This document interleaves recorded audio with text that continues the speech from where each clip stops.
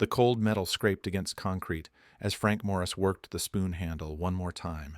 June 11th, 1962, Alcatraz Island, Cell Block B. For months, he and brothers John and Clarence Anglin had been widening the ventilation grates in their cells, bit by bit, using tools fashioned from stolen kitchen utensils and a broken vacuum cleaner motor. Tonight was the night. Morris glanced at the papier-mâché head on his pillow, crafted from soap, toilet paper, and human hair stolen from the prison barber shop. The dummy's face stared back at him in the darkness, painted with flesh-colored paint. It looked disturbingly realistic. He placed it carefully on the pillow, arranging the blankets to suggest a sleeping body. Then he squeezed through the enlarged ventilation grate, his body barely fitting through the opening. Behind the wall, the Anglin brothers waited in the utility corridor. They climbed upward through plumbing shafts and ventilation ducts until they reached the roof. The night air hit them, cold, damp, tinged with salt from San Francisco Bay. They moved quickly across the rooftop to the northeast corner, where they'd hidden their raft. An ingenious construction made from more than 50 stolen raincoats, stitched together and sealed with heat. The water below churned black and cold, currents ripping through the bay at several miles per hour. The temperature hovered around 55 degrees. Survival time in water that cold was measured in minutes, not hours. Morris and the Anglin brothers launched their raft into the darkness and paddled toward the city lights of San Francisco, barely visible through the fog. The three men vanished into the night. Guards discovered the escape at morning count. The dummy heads fooled nobody in daylight. Their painted faces looked grotesque and artificial under the cell lights. A massive manhunt began immediately. The Coast Guard deployed boats. The FBI mobilized agents across California. Police departments throughout the Bay Area went on high alert. 3 days later, searchers found pieces of the raincoat raft floating near Angel Island, 2 miles north of Alcatraz. Personal effects belonging to the escapees washed up on nearby shores. Paddle fragments, bits of waterlogged material. The official conclusion came swiftly. The three men had drowned in San Francisco Bay's treacherous currents, their bodies swept out to the Pacific Ocean. But no bodies were ever recovered. No definitive proof of death was ever established. Frank Morris and John and Clarence Anglin disappeared completely, leaving behind only questions and theories that persist to this day. Before we continue with this story and explore 7 other remarkable prison breaks throughout history, I want to let you know what this channel is all about. Every single day, I bring you the most incredible true stories from history, daring escapes, unsolved mysteries, criminal masterminds, and the moments that changed everything. These aren't just history lessons. These are the real stories of human ingenuity, desperation, and the relentless drive for freedom. If you're fascinated by prison breaks, true crime, and the most audacious moments in history, hit that subscribe button right now and turn on notifications. Trust me, the escapes coming up in this episode will blow your mind, and what we've learned about the Alcatraz escape is just the beginning. There are prison breaks involving mile-long tunnels, fake guns, disguises, and even a homemade glider plane. And real quick, I'd love to know where you're listening from right now. Drop a comment below with your city and country. Are you in New York, London, Sydney, Tokyo? I love seeing how far these stories reach across the globe. Let me know where you are. Now, back to Alcatraz. The Rock, as it was known, sits in the middle of San Francisco Bay, surrounded by frigid water and currents that can reach 9 miles per hour.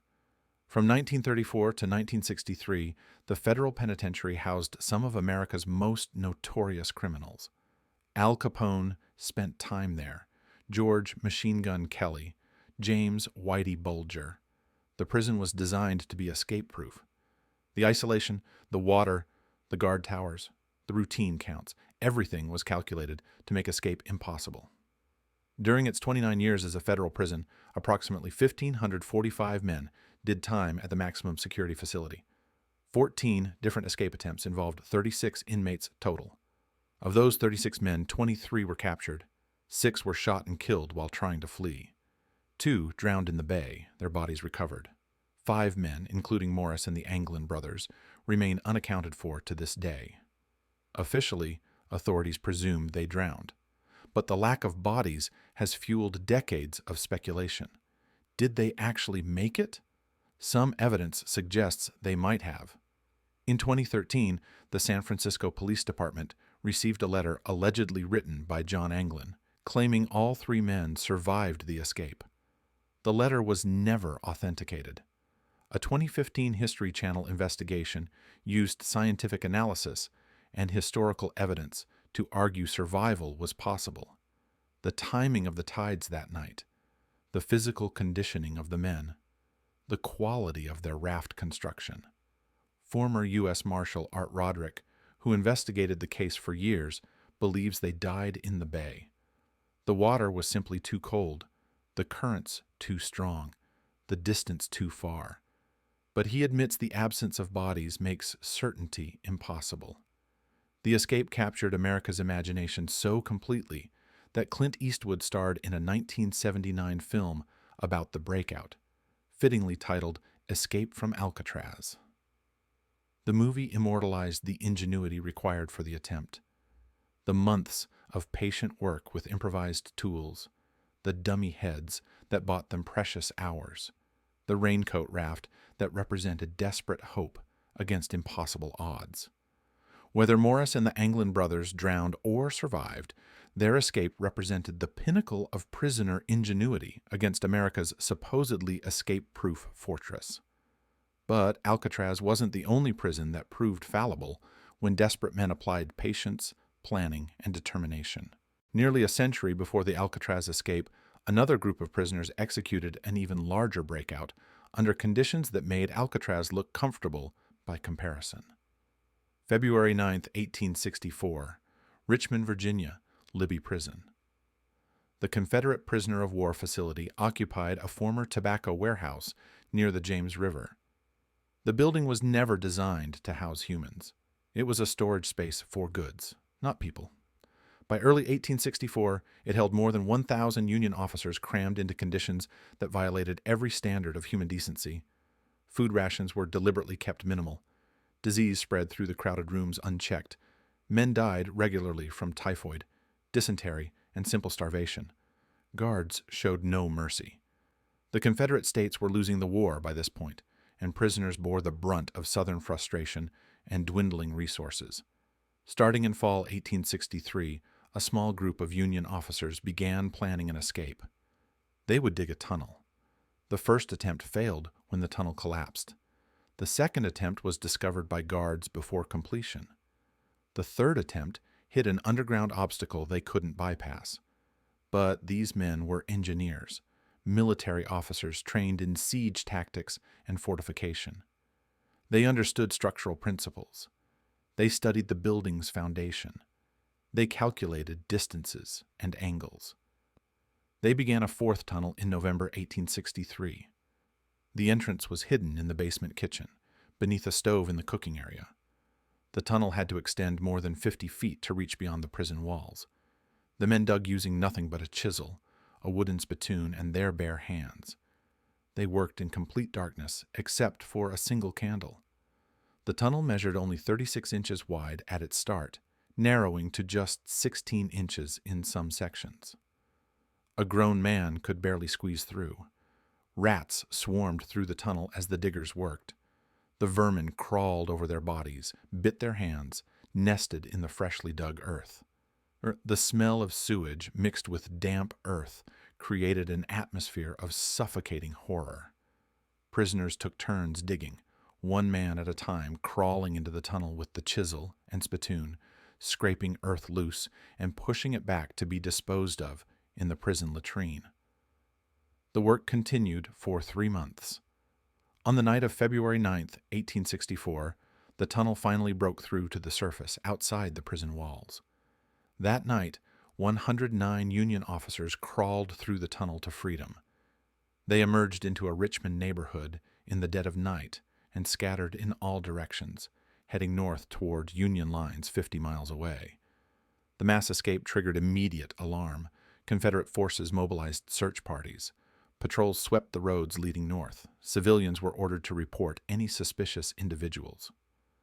Despite the massive manhunt, 59 of the escaped officers successfully reached Union territory. They traveled by night, hid during the day, relied on help from sympathetic civilians, and enslaved people who risked their lives to aid Union soldiers.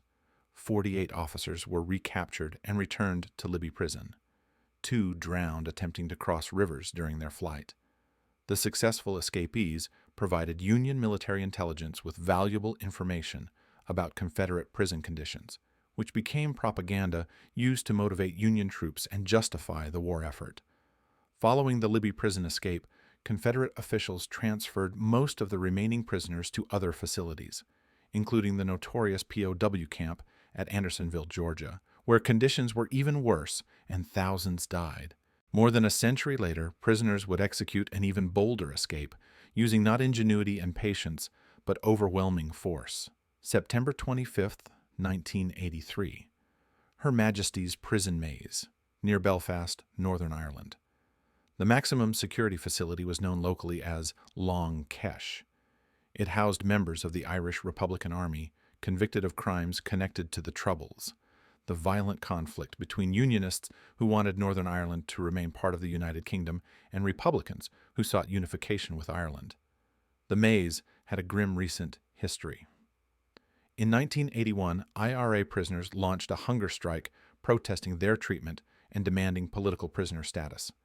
Bobby Sands, the strike leader, died after 66 days without food. 9 other prisoners died before the strike ended. The deaths radicalized Irish Republican sentiment, both in Northern Ireland and internationally. 2 years later, on that September morning, 38 IRA prisoners executed Britain's largest prison break.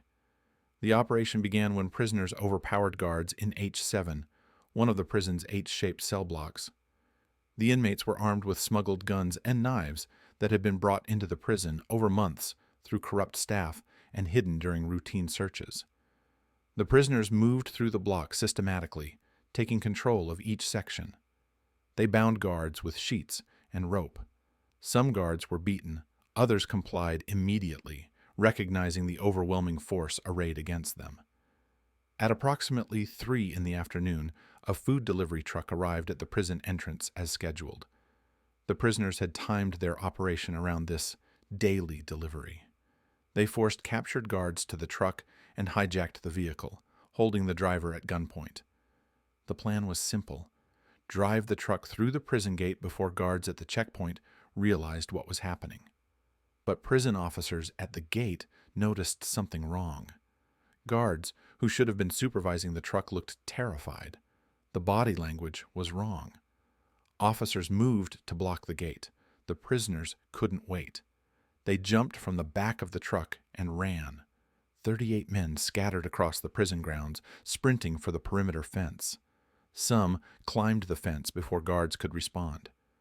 Others overwhelmed individual officers through sheer numbers. One guard, James Ferris, was stabbed repeatedly during the chaos. He died of a heart attack triggered by his injuries. Nearly 24 other prison officers were injured in the violence. The escape triggered the largest manhunt in British history. Police and military units mobilized across Northern Ireland. Roadblocks appeared on every major route. Within 3 days, 19 of the escapees were captured. 3 others never made it off the prison grounds. They were caught hiding in outbuildings before they could reach the perimeter. But 16 men got away. Several made it across the border into the Republic of Ireland. Others went underground in Belfast and Derry. Some eventually fled to the United States, where they disappeared into Irish-American communities. The British government was humiliated. The prison break demonstrated that even maximum security facilities could be breached through planning, coordination, and willingness to use violence. Security protocols were overhauled. Staff were investigated. The Maze prison became a symbol of both Republican resistance and the failures of British security. The facility remained operational until 2000, when it was closed as part of the Good Friday Agreement that brought an end to the Troubles. While the IRA prisoners used overwhelming force, some criminals took a different approach. They simply bought their way out. Joaquin Archivaldo Guzman Loera grew up in poverty in rural Mexico. He dropped out of school in third grade and entered the drug trade as a teenager. By the early 1990s, he'd risen to leadership of the Sinaloa Cartel, one of Mexico's most powerful criminal organizations. His nickname was El Chapo, meaning shorty, a reference to his 5'6" height. The nickname was misleading. There was nothing small about Guzman's ambition or his cartel's reach. In 1993, Mexican authorities arrested Guzman and charged him with murder, drug trafficking, and organized crime. He was sentenced to 20 years in a high-security prison in the state of Jalisco. The Mexican government believed they'd eliminated a major threat. They were wrong. Guzman continued running his cartel from inside the prison. He paid off guards, administrators, and facility directors. Prison officials allowed him to receive visitors without supervision. They permitted him access to cell phones. They looked the other way when cartel associates arrived with instructions and information. Guzman's cell became an office from which he directed a criminal empire that spanned multiple countries. Then, on January 19, 2001, Guzman vanished from the prison. The details of his escape remain disputed to this day. According to one account, guards wheeled Guzman out of the facility in a laundry cart, hidden beneath dirty linens. According to another version, prison officials simply opened the doors and let him walk out. He paid them more money than they could earn in a lifetime of legitimate work. Why would they stop him? For 13 years, Guzman remained a fugitive. He used violence, bribery, and a vast network of informants to stay ahead of law enforcement. His cartel grew into the largest supplier of illegal narcotics to the United States. The violence in Mexico escalated as the Sinaloa cartel fought rival organizations for control of trafficking routes. Thousands died. The U.S. government offered a $5 million reward for information leading to Guzman's capture. On February 22, 2014, a joint operation by Mexican Marines and American DEA agents finally tracked Guzman to an apartment in Mazatlan, a beach resort city on Mexico's Pacific coast. They raided the apartment before dawn. Guzman was arrested without resistance and transferred to Altiplano, Mexico's highest security federal prison, located approximately 55 miles west of Mexico City. Mexican authorities assured the world that Guzman would never escape again. Altiplano was escape-proof. Guards monitored him constantly. Security protocols were airtight. 16 months later, on July 11, 2015, surveillance cameras in Guzman's cell showed him walking to the shower area in the corner of his cell. He stepped behind the low shower wall and disappeared from view. Guards assumed he was showering. Minutes passed. An hour. Guards finally investigated and discovered a hole in the floor behind the shower wall, approximately 20 inches by 20 inches.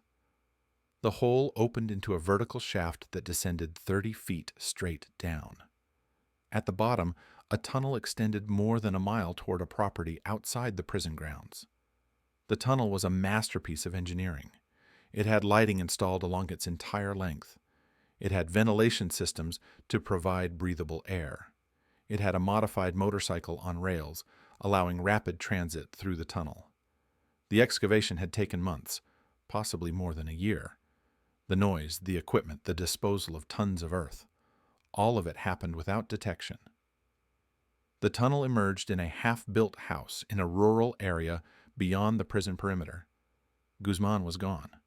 The Mexican government was humiliated again. The escape made international headlines. The sophistication of the tunnel demonstrated Guzman's resources and the extent of corruption within Mexico's prison system. The manhunt resumed. For 6 months, Guzman evaded capture. Mexican authorities finally recaptured him on January 8, 2016, following a shootout at a safe house in Los Mochis, Sinaloa. This time, Mexico extradited him to the United States. American authorities were taking no chances. Guzman was tried in federal court in New York, convicted on multiple charges, and sentenced to life in prison plus 30 years. He currently resides in ADX Florence in Colorado, America's Supermax facility where prisoners spend 23 hours per day in solitary confinement. While Guzman used vast wealth and corruption to engineer his escapes, another American criminal used nothing but audacity and a fake weapon. John Dillinger spent most of his 20s behind bars at the Indiana State Prison, serving time for attempting to hold up a small-town grocer. The experience hardened him. When he was paroled in May 1933, he immediately launched a string of bank robberies across the Midwest. Dillinger's robberies were theatrical. He vaulted over bank counters with athletic grace. He charmed witnesses with polite conversation, even as he held them at gunpoint. He became a folk hero during the Great Depression, seen by some as a man fighting back against the banks that had foreclosed on countless American farms and homes. The FBI saw him differently, as a dangerous criminal whose brazen crimes made a mockery of law enforcement. In September 1933, police arrested Dillinger in connection with a bank heist and jailed him in Lima, Ohio. The jail was a small town facility with minimal security. On October 12th, several of Dillinger's criminal associates arrived at the jail, posing as law enforcement officials from Indiana. They informed Sheriff Jess Sarber they had authorization to transfer Dillinger to Indiana for questioning. Sarber asked to see their badges. Instead of badges, the men produced guns. They shot Sarber, killing him, then freed Dillinger from his cell. The group fled before local police could respond. The murder of a sheriff elevated Dillinger to the FBI's most wanted list. J. Edgar Hoover made Dillinger's capture a personal priority. On January 15, 1934, Dillinger and several accomplices robbed a bank in East Chicago, Indiana. During the robbery, a police officer named William Patrick O'Malley was shot and killed. Witnesses identified Dillinger as the shooter. Less than 2 weeks later, FBI agents and local police tracked Dillinger to Tucson, Arizona. He was arrested without incident and extradited to Indiana to stand trial for Officer O'Malley's murder. Authorities transported him to the county jail in Crown Point, Indiana. The Crown Point jail was considered escape-proof. The prosecutor publicly boasted about the facility's security. He posed for photographs with Dillinger, his arm casually draped around the gangster's shoulder. The photo would become infamous for different reasons than the prosecutor intended. On March 3, 1934, just over a month after his arrival, Dillinger escaped. He used a gun, or what appeared to be a gun, to intimidate guards into releasing him from his cell. The weapon was fake, carved from wood and darkened with shoe polish to resemble a real pistol. The origin of the fake gun remains disputed. Some accounts claim Dillinger carved it himself using a razor blade. Others suggest his attorney smuggled it into the jail. Regardless, the fake gun was convincing enough. Dillinger forced guards to open his cell, then locked the guards inside. He armed himself with real weapons from the jail's armory, stole the sheriff's personal car, and drove away. The escape was a devastating embarrassment for Indiana law enforcement. The supposedly escape-proof jail had been defeated by a wooden gun. The prosecutor who had posed for photos with Dillinger became a national laughingstock. Dillinger's freedom was short-lived. The FBI intensified their manhunt. Agents tracked him to Chicago. On July 22, 1934, FBI agents surrounded the Biograph Theater, where Dillinger had just watched a movie. As he exited the theater, agents called for him to surrender. Dillinger reached for a pistol.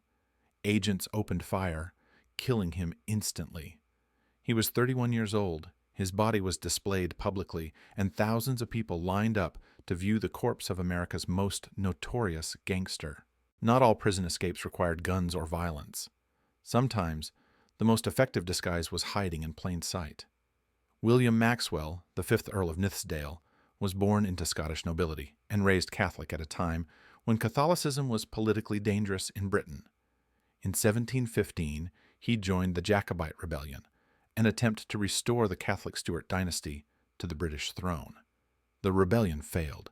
Maxwell was captured, transported to the Tower of London, and convicted of treason. The sentence was death. His execution was scheduled for February 23, 1716. Lady Winifred Maxwell, the Earl's wife, was not about to accept her husband's execution. She traveled to London and pleaded with King George I for mercy. The king refused. Lady Maxwell then turned to a more creative solution. On February 23rd, the day scheduled for her husband's execution, Lady Maxwell visited the Tower of London accompanied by her maid and several female friends. The women were granted access to the Earl's cell for a final farewell before the execution. But this was no ordinary goodbye visit. Hidden beneath their cloaks and in their bags, the women carried extra sets of women's clothing: dresses, cloaks, hoods. Once inside the cell, they dressed the Earl in women's garments. They applied makeup to his face. They arranged a hood over his head to obscure his features. The women created a scene of dramatic farewells, with much crying and embracing. Guards outside the cell heard the commotion, but thought nothing of it. Of course, the Earl's wife and friends would be distraught. One of the women left the cell, weeping dramatically. It was the Earl, disguised as a grieving woman. He walked past guards who never questioned his identity. Why would they? Women had entered. Women were leaving. The Earl made his way out of the Tower of London and fled the city. The escape wasn't discovered until later that evening, when guards finally entered the cell to prepare the Earl for execution. By then, Maxwell was long gone. He disguised himself again, this time as a servant, to a Venetian ambassador, and traveled to France. From there, he made his way to Rome, where the Pope provided sanctuary to Catholic exiles. Lady Maxwell's own involvement in the escape was quickly suspected. Authorities wanted to arrest her for treason, but she managed to flee England separately. She joined her husband in Rome, where they lived in exile for the rest of their lives. The Earl of Nithsdale's escape became legendary, proof that sometimes the boldest approach, simply walking out in disguise, worked better than elaborate tunnels or violent confrontations. But some escapes led not to freedom but to more tragedy. Theodore Robert Bundy seemed like an unlikely criminal. He was intelligent, articulate, and charming. He attended law school. He worked on political campaigns. Women found him attractive and trustworthy. Behind the facade, Bundy was a serial killer who murdered young women across multiple states. In 1976, he was convicted of kidnapping in Utah and began serving time in state prison. The following year, authorities in Colorado charged him with the 1975 murder of Karen Campbell, a nurse who'd been vacationing in Aspen when she disappeared. Colorado extradited Bundy to stand trial.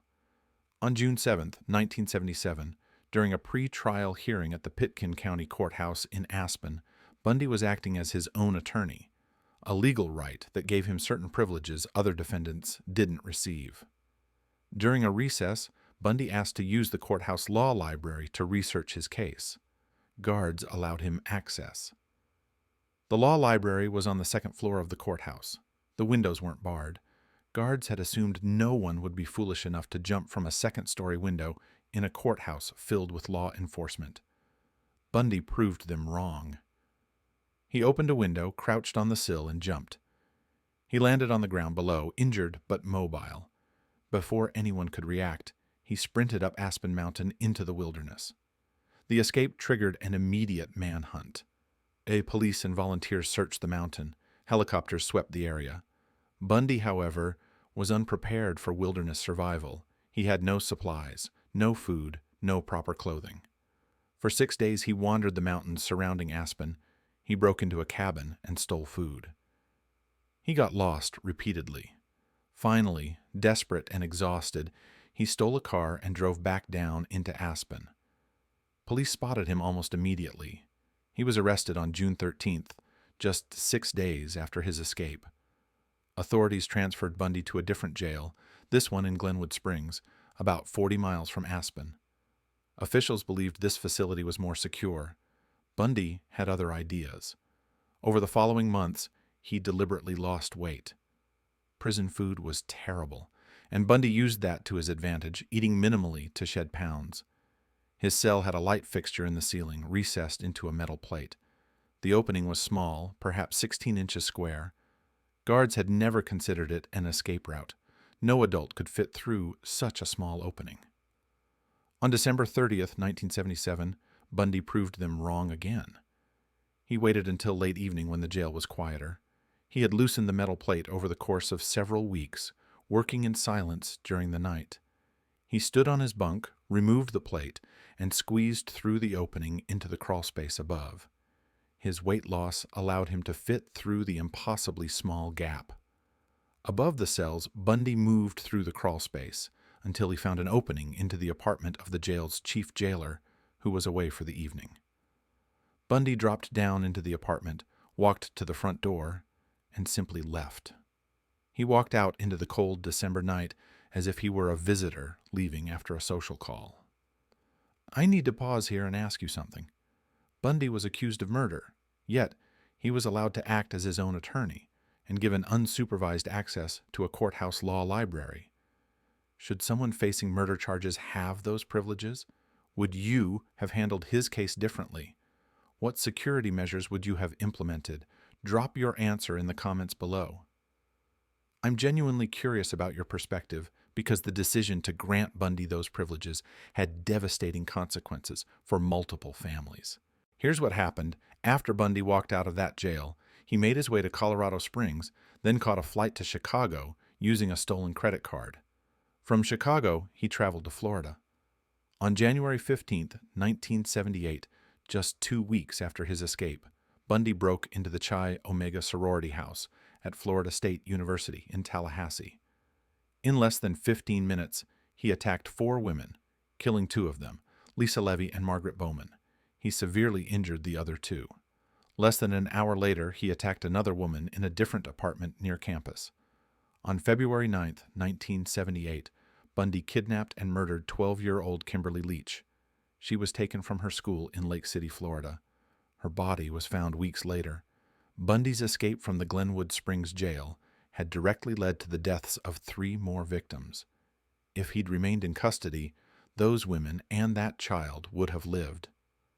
Law enforcement finally caught up with Bundy on February 15, 1978. A police officer in Pensacola ran the license plate on a stolen Volkswagen Beetle and discovered the vehicle was wanted in connection with multiple crimes. When the officer pulled the car over, Bundy attempted to flee. He was arrested after a brief struggle. This time, there would be no escape. Florida tried, convicted, and sentenced Bundy to death for the Chi Omega murders and Kimberly Leach's killing. He spent more than a decade on death row.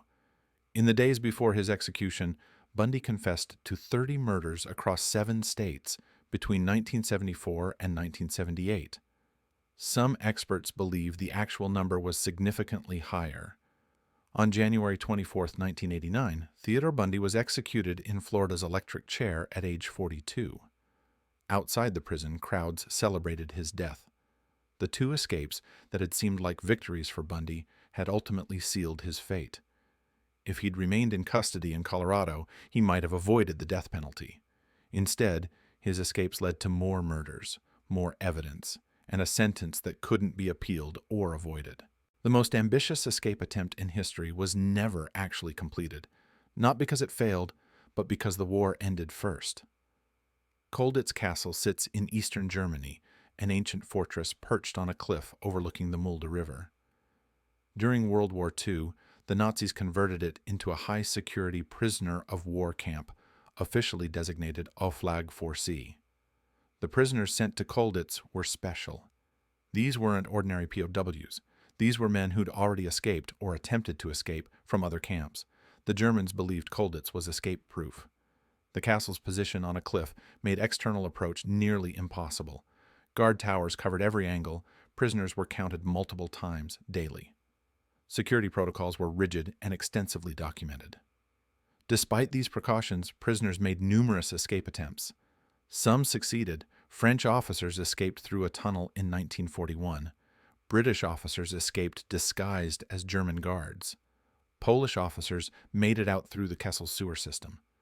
The Germans caught most of them eventually, but the attempts never stopped. Prisoners who were caught typically received punishment in the form of solitary confinement. The guards accepted escape attempts as part of the game. It was expected. But in March 1944, something changed the rules. 76 Allied prisoners escaped from Stalag Luft III, a POW camp in Poland, through a sophisticated tunnel system. The mass escape, later known as the Great Escape, infuriated Hitler. He ordered the execution of recaptured prisoners as an example. 50 of the recaptured men were shot, their deaths falsely attributed to escapes during recapture. The murders violated the Geneva Convention. British military intelligence sent word to all POW camps that further escape attempts should cease. The risk was too great. Prisoners at Colditz received the message. Most accepted it. A small group did not. If the Nazis were going to murder POWs who escaped, then the escape needed to be so audacious that recapture would be impossible. Flight Lieutenant Bill Goldfinch and Lieutenant Jack Best were both British pilots who'd been shot down and captured. Tony Rolt had been a promising race car driver before the war. Together, they conceived a plan that seemed impossible. They would build a glider plane and launch it from the castle roof. The idea was insane. They had no aircraft-grade materials. They had no construction space. They had minimal tools. They had guards watching them constantly. But they also had time, ingenuity, and desperation. The men found a hidden attic space above the castle's chapel. The room was accessible through a concealed entrance. Guards never checked it. Over months, the team stole materials throughout the castle. Wooden bed slats became the frame. Electrical cable was scavenged from damaged equipment. Cotton sleeping bags were stitched together to form the wing covering.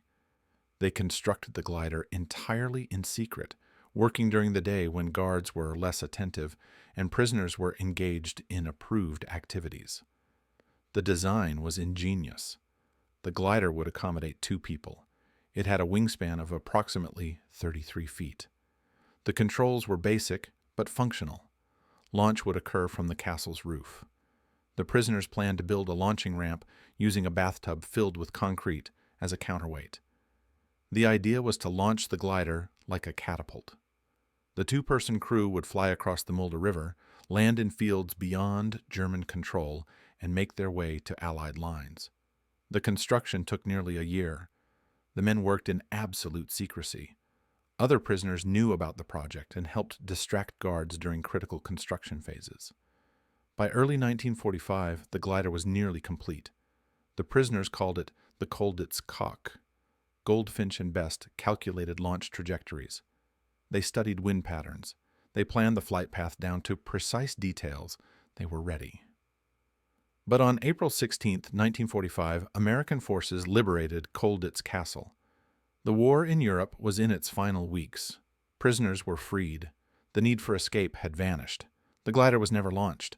For decades, the Colditz Cock remained a legend, its existence confirmed by prisoner accounts but never verified.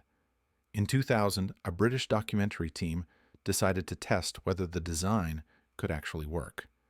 They constructed a full-size replica based on Goldfinch's original specifications. Bill Goldfinch himself, now elderly, attended the test flight. The replica was launched at a Royal Air Force station in England. Veterans who'd been imprisoned at Colditz watched from the ground. The glider flew, it soared across the field, stayed airborne, and landed successfully. The design worked.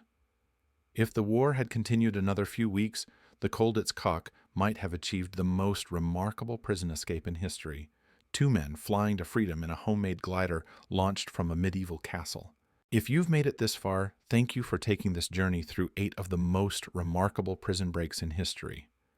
This channel is dedicated to bringing you incredible, true stories every single day. Escapes that defied impossible odds, crimes that shocked the world, and the moments that changed history. If you haven't subscribed yet, now's the perfect time. Hit that button and turn on notifications so you never miss an episode. We've got so many more incredible stories to tell. But before we wrap up, I want to hear from you. Which of these escapes impressed you most?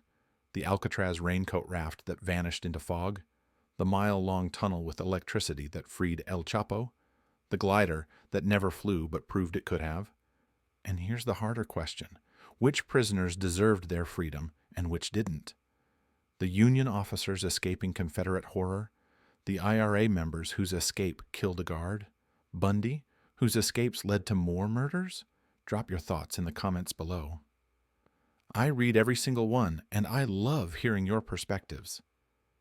These 8 prison breaks span more than 2 centuries and 4 continents, yet they share common threads. They demonstrate what humans can achieve when freedom becomes the only goal that matters: patience to dig tunnels through darkness and rats, ingenuity to build rafts from raincoats and gliders from stolen wood, audacity to walk out dressed as a woman or holding a fake gun, wealth to corrupt entire prison systems, violence to overwhelm security through sheer force. The success rate varied dramatically. The Libby prison tunnel freed more than half its escapees permanently. The Maze prison break gave 16 men lasting freedom. The Alcatraz attempt likely ended in cold water and death. Bundy's escapes bought him weeks before leading to his execution. The outcomes depended on planning, timing, resources, and luck. But they all required the same fundamental ingredient: absolute commitment to freedom regardless of risk. These stories continue to fascinate us because they touch something primal. The desire for freedom exists in every human. We admire ingenuity even when we condemn the people who employ it. We root for underdogs even when those underdogs are criminals. The escapes that seem most heroic are those where prisoners fled genuine injustice. The Union officers escaping disease and starvation at Libby Prison. The Earl of Nithsdale fleeing execution for his religious beliefs. Even some of the IRA prisoners at Maze might be viewed as political prisoners depending on perspective. But other escapes remind us that freedom for dangerous people comes at terrible cost. Bundy's escapes led directly to 3 more murders. Dillinger's gang killed a sheriff to free him. El Chapo's freedom meant continued drug trafficking and violence across Mexico. The question of whether any of these men deserved their freedom is complicated by context, by our own values, by the passage of time. What remains clear is that prisons, no matter how secure, are built and run by humans, and humans create weaknesses: a vent that can be widened, a tunnel that can be dug, guards who can be bribed, a routine that can be exploited, a disguise that can fool distracted eyes. Every prison break in history has exploited human elements, the gaps between what security is supposed to provide and what humans actually deliver. The legacy of these escapes lives on in modern prison design. After the Alcatraz escape, prisons eliminated ventilation grates large enough to accommodate human passage. After Libby Prison, POW camps were designed with foundations that prevented tunneling. After Bundy's courthouse escape, defendants representing themselves lost certain privileges and gained additional security. After El Chapo's tunnel escape, Mexican prisons installed ground-penetrating radar to detect underground excavation. Each escape taught authorities a lesson in vulnerability. Yet escapes continue today because prisoners continue to find new vulnerabilities, new human elements to exploit, new ways to achieve what should be impossible. The 8 escapes covered in this episode represent the pinnacle of prison break achievement. The most audacious, the most ingenious, the most desperate. Some succeeded, some failed, some left behind mysteries that will never be solved. Did the Alcatraz escapees really drown, or did they make it to shore and disappear into new lives? We may never know. What we do know is that as long as prisons exist, prisoners will attempt to escape them. As long as humans are caged, some will refuse to accept those cages as permanent. The drive for freedom, whether noble or selfish, whether justified or criminal, remains one of the most powerful forces in human nature. These 8 remarkable prison breaks prove that reality is often stranger, more audacious, and more compelling than any fiction could imagine.